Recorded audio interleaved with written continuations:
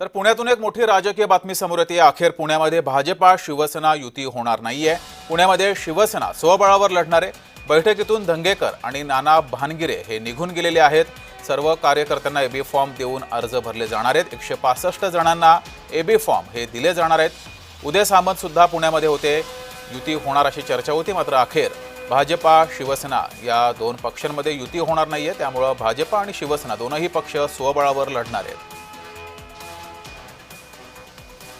आम्हाला AB form सगळ्यांना दिलेले आहे। भाजप सेनेची युती तुटली असं म्हणायचं का? जमा वाटतं आम्हाला एबी फॉर्म सगळ्यांना दिलेले आहे। भाजप सेनेची युती तुटली असं म्हणायचं का? जमा वाटतं।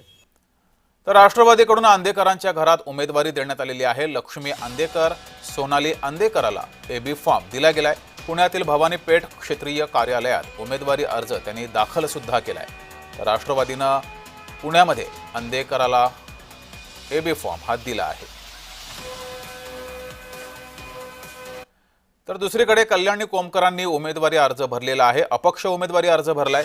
अंदेकरांच्या विरोधात अपक्ष उमेदवारी अर्ज त्यांनी भरलाय। पुण्यातील प्रभाग क्रमांक 23 मध्ये अंदेकर विरुद्ध कोमकर असा सामना रंगणार आहे। सोनाली अंदेकर, लक्ष्मी अंदेकर यांना राष्ट्रवादीकडून उमेदवारी देण्यात आली आहे आणि कोमकर यांनी सुद्धा आता अपक्ष उमेदवारी अर्ज हा भरलाय।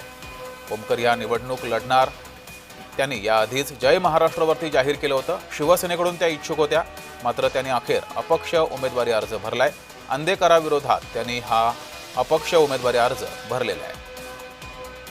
त्यामुळे प्रभाग क्रमांक 23 मध्ये अंदेकर विरुद्ध कोमकर अशी लढत ही बघायला मिळेल।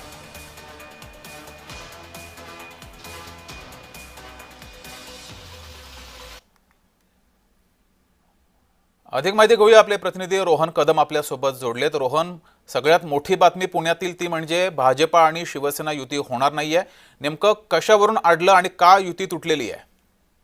जगदीश, खरं तर भाजप आणि शिवसेनेच्या जागावाटपाच्या वाटाघाटी ज्या आहेत त्या अगदी शेवटच्या दिवसापर्यंत सुरू होत्या आणि अजूनही भाजपच्या शिंदेच्या शिवसेनेच्या वरिष्ठ नेत्यांना जे आहे ते असं वाटतंय की आता युती होणार आहे, परंतु कार्यकर्त्यांनी जवळपास 130हून अधिकचे एबी फॉर्म जे आहेत ते भरलेले आहेत। परंतु मुख्यमंत्री देवेंद्र फडणवीस आणि एकनाथ शिंदे बसतील आणि शिवसेनेचे कार्यकर्ते जे आहेत ते एकनाथ शिंदेच्या आदेशानंतर हे फॉर्म मागे घेतील आणि आमची युती होईल, अशा प्रकारचं म्हणणं जे आहे ते उदय सामंत यांनी पत्रकारांशी आज बोलताना व्यक्त केलं। परंतु भाजपच्या अंतर्गत गोट्यातून जी माहिती मिळते त्याच्या अनुषंगाने या शिवसैनिकांचे फॉर्म जे आहेत ते पाठीमागे घेतले जाणार नाहीत।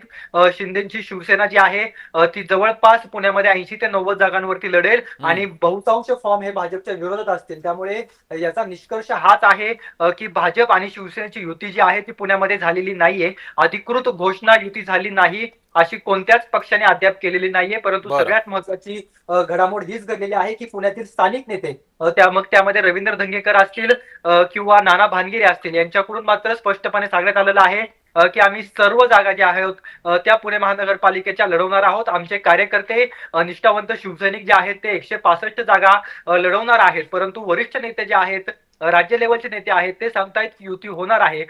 सगळ्यात महत्त्वाचा भाग हाच आहे पाहणे 3 तारखेला नेमके किती जण अर्ज पाठीमागे घेत आहेत, कारण का एकनाथ शिंदे असतील किंवा उदय सामंत असतील यांनी सांगितल्यानंतर 3 तारखेला किती शिवसैनिक जे आहेत ते उमेदवारी अर्ज पाठीमागे घेत आहेत आणि भाजप आणि सेनेची युती जर खरंच राखायची असेल तर केवळ 16 जागांचा प्रस्ताव हा भाजपने शिवसेनेला दिल्या होत्या।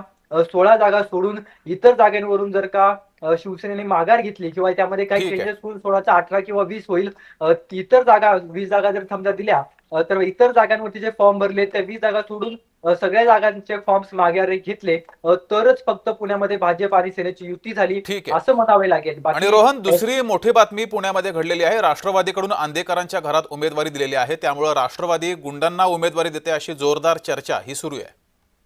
अगदी बरोबर आहे। खरं तर 5 सप्टेंबर रोजी आयुष कोमकरचा खून जो आहे तो पुण्यातील नाना पेठेमध्ये झालेला होता आणि यामध्ये सगळ्यात मुख्य आरोपी असणारा बंडू अंदेकर यांनी देखील अर्ज भरण्याचा प्रयत्न केला होता, परंतु त्यांनी आज पक्ष फॉर्म जो आहे तो काही त्रुटी राहिल्यामुळे माघारी घेतल्याची माहिती मिळते।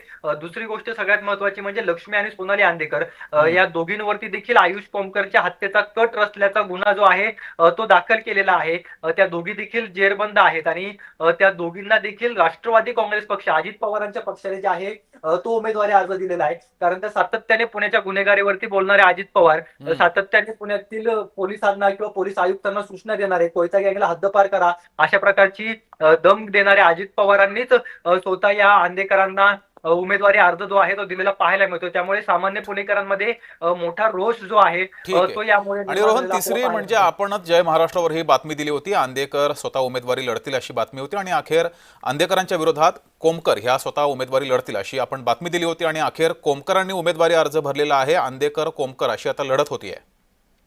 जगदीश अगदी बरोबर आहे. सगळ्यात पहिल्यांदा जय महाराष्ट्राने ही बातमी दाखवली हो. होती की जर आंदेकर निवडणुकीसाठी उभे राहणार असतील तर त्यांच्या पाठीमागे त्यांच्या विरोधामध्ये कल्याणी कोमकर उमेदवारी अर्ज भरतील आणि तसंच झालेलं आहे. कल्याणी कोमकर यांना कोणत्याच पक्षाने तिकीट दिलं नाही कारण का आंदेकरांचं वर्चस्व खूप मोठं आहे. आंदेकर गेल्या अनेक दिवसांपासून पुण्यातील नानापेठ असेल किंवा एकंदर राजकीय परिस्थिती असेल त्याच्यावरती राज्य करताना पाहायला मिळतात. कल्याणी कोमकर यांच्या विरोधामध्ये मोठं आव्हान आंदेकरांचं असणार आहे कारण का कल्याणी कोमकर यांनी अपक्ष म्हणून उमेदवारी अर्ज जो आहे तो पुण्यातील प्रभाग क्रमांक 23 मधून भरलेला पाहायला मिळतोय आणि आंदेकर विरुद्ध कोमकर असा थेट सामना जो आहे तो पुणे महानगरपालिकेमध्ये ठीक यंदा पाहायला मिळणार आहे. जगदीश रोहन, धन्यवाद दिलेल्या या माहितीबद्दल.